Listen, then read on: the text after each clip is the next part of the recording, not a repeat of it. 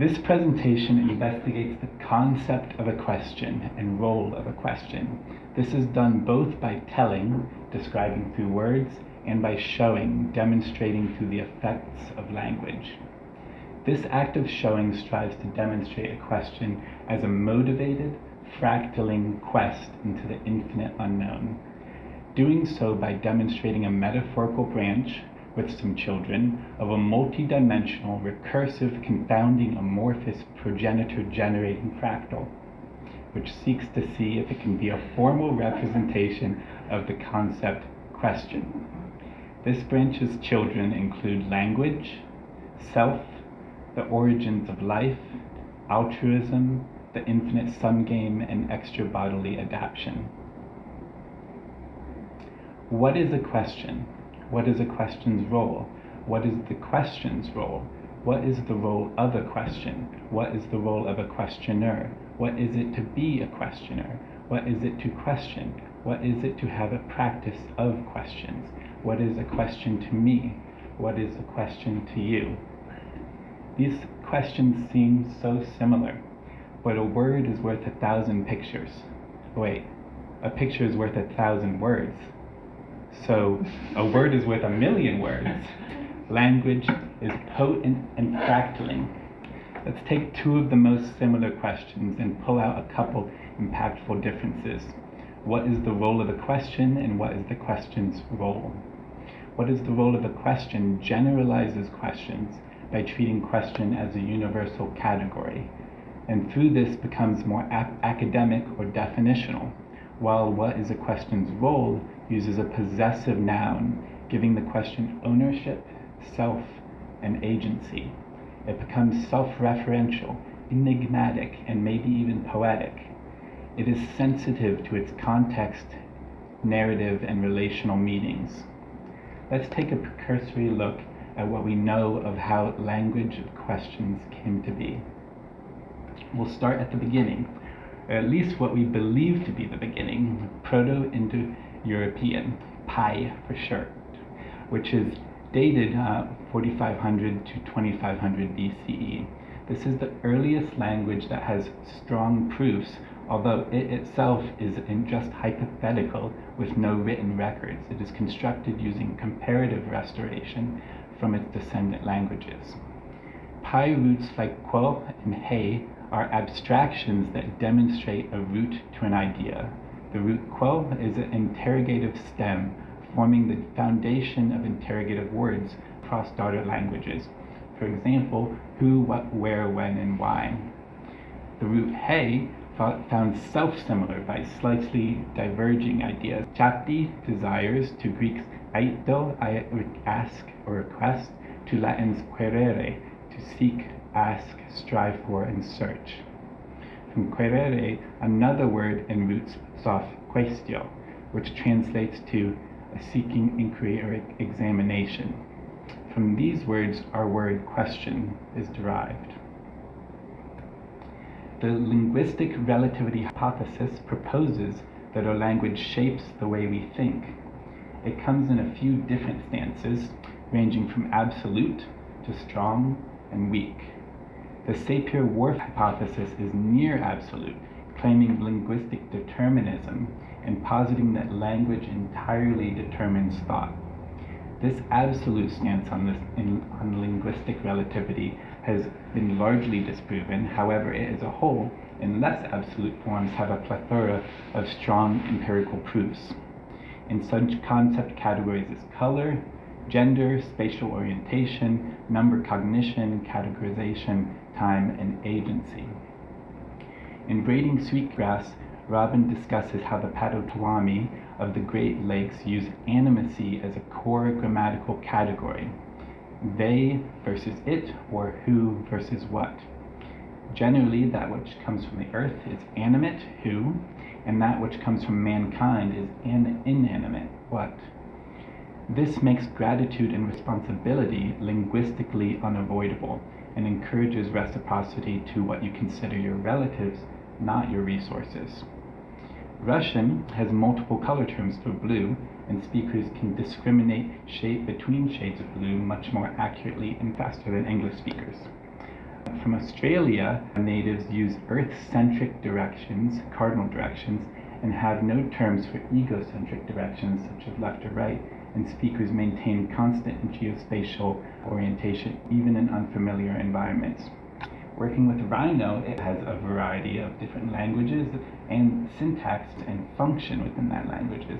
And I've noticed that throughout the time of being a user of Rhino that it's changed the way that I can conceptualize and visualize things in space. Language is an integral aspect of our ability for cognition. There are examples of each of these broad category concepts, such as time, color, gender, being non-existent or of lesser import in languages. However, there is not a single recorded human language that does not contain the concept of question. A question is inseparably human. But all questions are not the same, nor is the underlying concept of question between languages. Even in the same language, let us recur our two Latin roots, quaestio and quaerere. There are some significant differences. While quaestio is connection to judicial inquiry, quaerere is rooted in the desire to seek and to ask. What if these two roots were not linked and a part of the same language? How would a culture that conceived a question as an inquiry from one and an answer by another differ from one that regarded a question as the beginning of a journey? The question as a motivated, fractaling quest into the infinite unknown. Fractal and fractaling are potent words concisely describing the quest into the infinite unknown. But there are some issues. One is that fractal implies the branching of questions became smaller and smaller. Another is that there is an order, hierarchy, or directionality to a fractal, with a parent spawning children, and so forth. A third is that it is static and not necessarily modular. What if we expand fractal into a third dimension and beyond? Might that evolve the fractal into a form that can fully embody the recursive, confounding, morphing, modulating, tessellating, progenitor-generating properties of a question? There are three primary components or phases of a question: the asking, the questing, and the reconciling. The asking implicates curiosity and the unknown. While the unknown may be inside oneself generally, asking additionally implicates the interpersonal, or that which is apart from oneself. To confound this, what if we question the self itself? What if we took the mindset of the Potawatomi and considered our fellow humans, as well as flora and fauna of Earth, to be our relatives and not our resources? What if we went further and expanded our identity to include them in ourselves? What questing does this asking bring forth? We are survival machines, robot vehicles blindly programmed to preserve the selfish molecules known as genes. It's a quote by Richard Dawkins from the Selfish Gene book. Let's start with a little bit of background. In the beginning, before life, basic elements and compounds interacted and combined through millions of years. The vast majority of the time, these more complex compounds broke down pretty immediately and took their constituent parts. But every so often, they formed a compound that was more stable than what it was made from. When these more complex and stable compounds become abundant enough, they too have the opportunity to combine.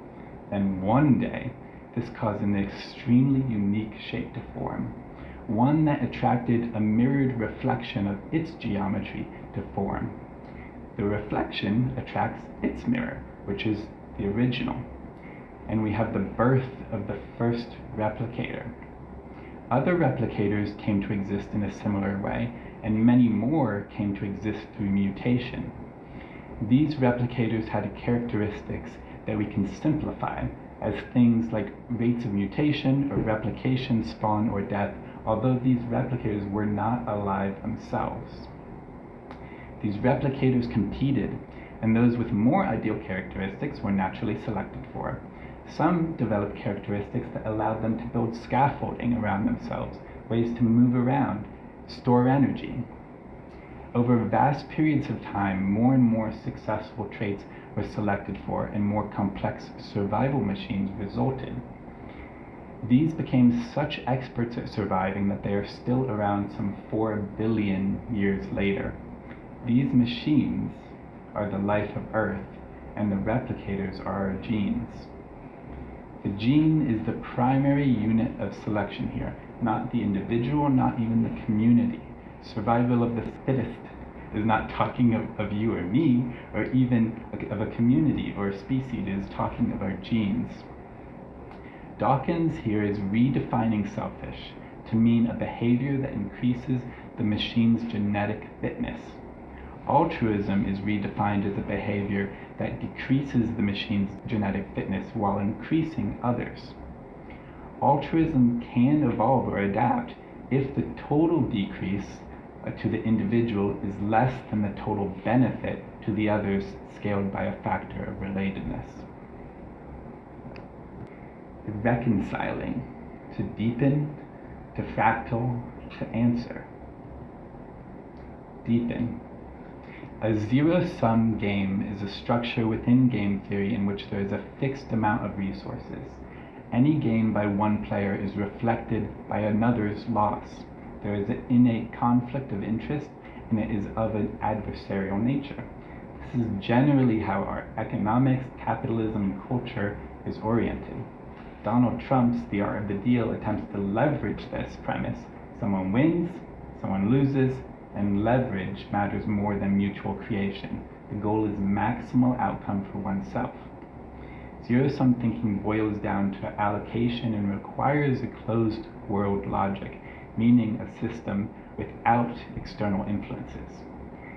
Other than contrived structures like hungry hippos, closed systems don't really exist.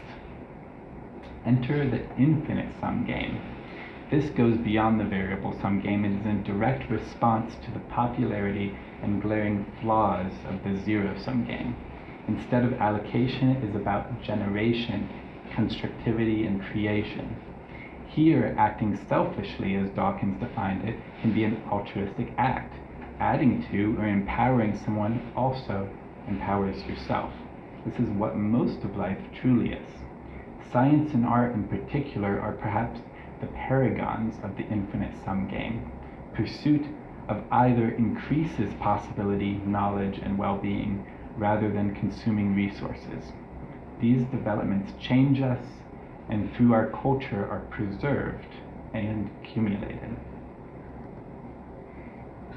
Fractal, change. Is this perhaps the most meaningful separation between life and other stuff? The definitional qualities of biology, life on Earth, are metabolism, growth, reproduction, and adaptation. These are all aspects of change. Humanity then, with a dash of logic, a dash of empathy, and perhaps 2 dashes of ego, are avatars or paragons or agents of change. Extra-bodily adaptation, a term coined by Paul Alsberg, refers to humanity adapting apart from their own biology, apart from their self, apart from their genes. Alsberg is generally discussing tools and tool-making in a literal sense as extra-bodily adaptation. These are things that I'm passionate about, but in this arm of the fractal, what if extra-bodily adaptation was considered more broadly? Stories, language, culture, humanity, life, matter, reality, unreality. Where does it end? Where does the extra-bodily end? Where does the self end? In this era of extra-bodily adaptation, I can glimpse beyond the altruism of Dawkins, which serves not the individual but the genetically related. What if we replaced it entirely? What if we replaced it with a question of self?